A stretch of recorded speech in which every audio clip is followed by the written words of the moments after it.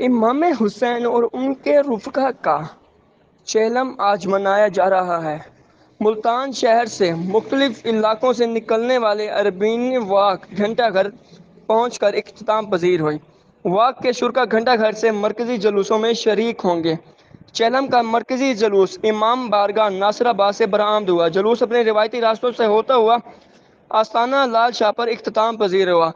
اس کے علاوہ دوسرا مرکزی جلوس ملتان کے علاقے حضرت شاہ شمس تبریز کے دربار سے برآمد ہوا۔ ملتان کے مختلف علاقوں سے ہوتا ہوا آستانہ لال شاہ گھنٹہ گھر پر اختتام پذیر ہوا۔ جلوس کے راستے میں سیکیورٹی کے انتہائی سخت انتظامات کیے گئے ہیں۔ جلوس اندرون شہر حسین آگائی بازار سے ہوتا ہوا گھنٹہ گھر پہنچے گا، جہاں عزادارین حسین امام نماز مغربین ادا کریں گے۔ نماز مغرب کے بعد دوبارہ جلوس اپنے روایتی راستوں سے ہوتا ہوا آستانہ لال شاہ گھنٹہ گھر پر اختتام پذیر ہوگا۔